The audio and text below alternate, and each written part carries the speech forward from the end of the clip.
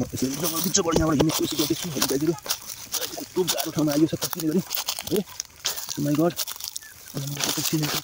एकदिनसम्म पुरै टोक्छ है सरको समय खेलाउँछ जेन तेन यहाँसम्म आइ है जुत्ता कहाँ छ खोइ कहाँ छ ठाउँमा नि अलिकति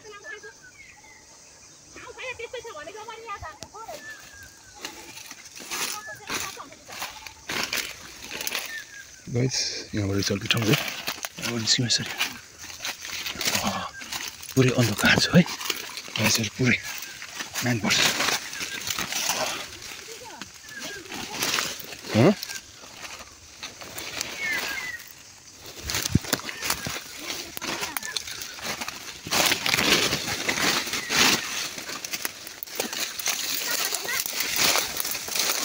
Yeah?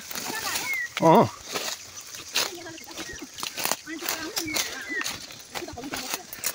Bah, boleh kah utar? Awak ni baterai रहेछ नि यताबाट के छ उता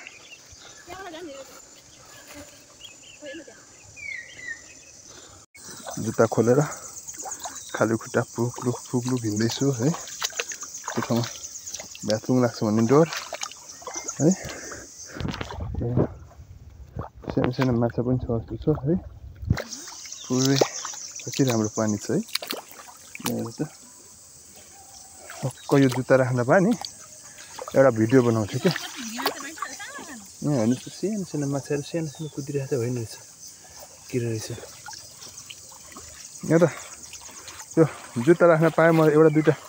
भिडियो पनि बनाउँछु क्या सफा पानी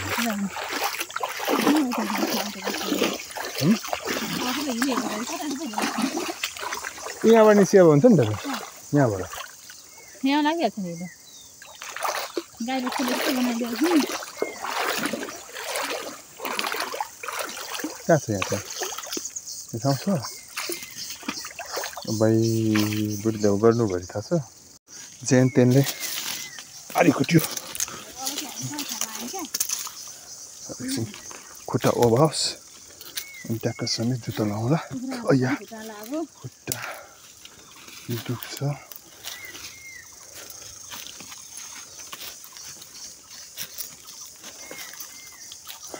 हामी बुढाबुढी जाँदैछौँ है टक्कसँगले फेरि हाम्रो गन्तव्य बल्ल बल्ल यो रुख ठुलो रुख आइपुग्यो हामीले भनेको रुख त्यहाँनिर रहेछ तर यो रुख चाहिँ हो अब यसमा चाहिँ यसको वरिपरि बेलहरू पाउँथ्यो झरेको छ छैन त्यो चाहिँ थाहा छैन यता खोज्नतिर हामी लाग्दैछौँ एकछिन पछाडि भेट्छौँ होला बिजुक छ यार यो रुख के को रुख हो क्या दामी छ हेर्नुहोस् त रुख ठक्कसँगले है यार एकछिन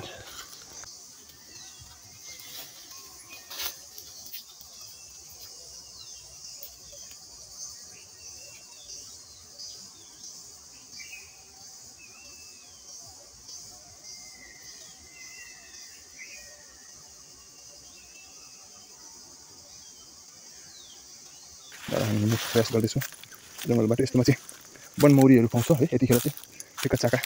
रसै रस भेट्ने खालको हुन्छ है यसो अघि चाहिँ बाख्राहरू चढ्यो जस्तो छ यहाँ यो एरियामा हिँड्दाखेरि घाँटी गरेछ एकदम डिफिकल्ट बाटो है त्यो पनि हिँड्दैछौँ हामी बुढी भएर अनि एकदम बुढीले बेल फलेको छैन भन्दै चाहिँ है यहाँबाट यस्तो हेर्दाखेरि केही छैन है सुनसान छ है त्यो पनि जाँदैछु अर्को बोटमा होला नि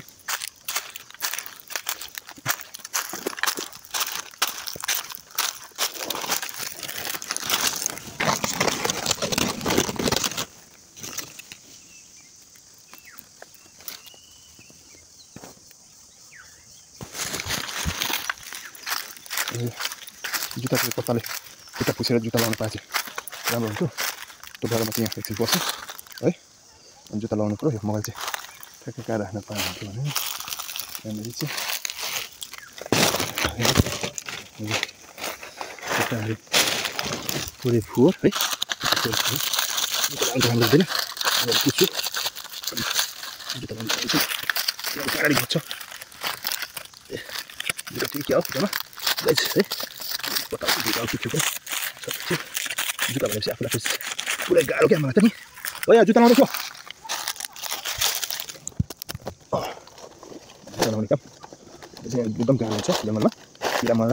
किराले पनि टोक्नुहुन्छ पुरै एलर्जी भएछ जिउ पनि सु पनि लागिरहेछ सु पनि गर्नु छ पुरै हार्ड क्या डिफिकल्ट There you go.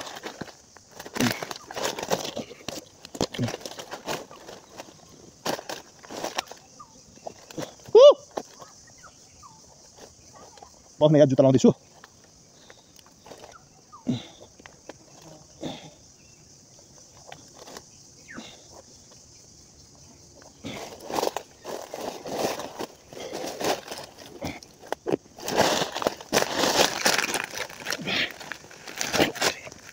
जुत्ता लङ बुट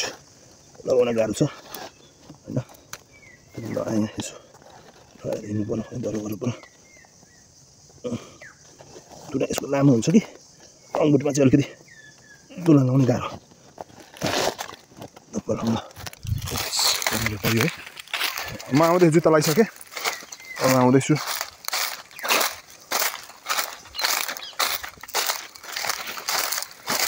कता हो बाटो कता हो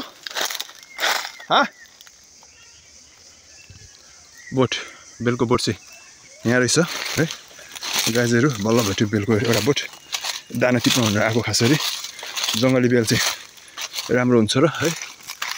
यसो बेल दाना फलेको छ ऊ पर है तर पाकेको छैन नपाएको कारणले गर्दा झरेको छ यहाँको बोटमा हेरिस् एउटा झरेको रहेछ यस्तै हुन्छ है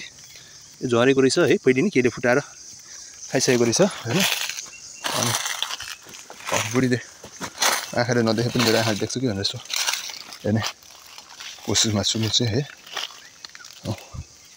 यता पनि छैन है सक्नु जस्तो लाग्छ अब एउटा दाना पहिले झरेको रहेछ एउटा यो अब यसमा वेट छैन गाइस यो वेट नभएपछि के हुन्छ त ओहो रातो कमिला यार रातो कमिला माइ गॉड रातो कमिला कहाँबाट झर्छ के भन्छ रातो कमिला फुक झर्न थाल्छ जिउमा त है छैन अब यसमा चाहिँ के हुन्छ त भन्दाखेरि यो सुकिसकेकाले यसमा चाहिँ यो वजन भित्रपट्टि बिग्रिसकेको हुन्छ म त्यहाँ पनि अर्को छ एउटा है यसलाई म ट्राई गर्न तपाईँलाई देखाउँदैछु यो बिग्रेको राम्रो कसरी थाहा पाउने भनेर यसलाई यो ड्यामेज यो एक्सपायर भइसकेको छ यसरी बिग्रेको हुन्छ यो चाहिँ किरा लागिसकेको हुन्छ यो पनि त्यही किसिमको खास गरी त्यो पनि फुटेर ड्यामेज भइसकेको छ यो त्यस कारण यस्तो प्रायः अगाडि नै झरिसकेर सुकिसकेको हुन्छ त्यो कारणले गर्दाखेरि भेटिँदैन अब म यहाँ छ कि भनेर यसो हेरेको स्मेल मिठो आउँछ है बेलको सर्बत बनाएर खाँदाखेरि राम्रो हुन्छ भनेर हेरिरहेको छु धमिराको गुड धमिराको घर र यस्तो यस्तो हुन्छ धमिराको घर भनेको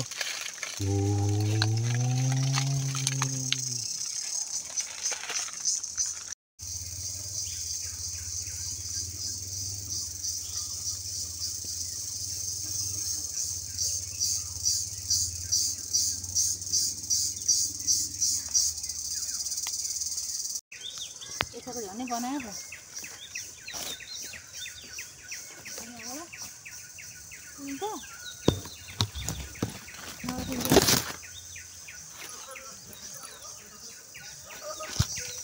बुढाबुढी है दुईजना पुरै जङ्गल सफारी गरेर यहाँबाट निस्किँदैछौँ हातमा केही पनि लागेन एउटा गेडो बेल पनि बोटमा फलेको छैन न हामीले हातमा पाइयो त्यत्तिकै फर्किँदैछु होइन बुढी पनि मान्छे सँगसँगै चाहिँ बुढी निगुरोहरू छन् निगुरो चिठी पनि अब खालि हात चाहिँ किन जानु त है निगुरो टिपिसक्यो अरे छैन होइन त्यो पनि यहाँबाट है भाग्ने प्रयासमा छु निस्किँदैछु बाटोमा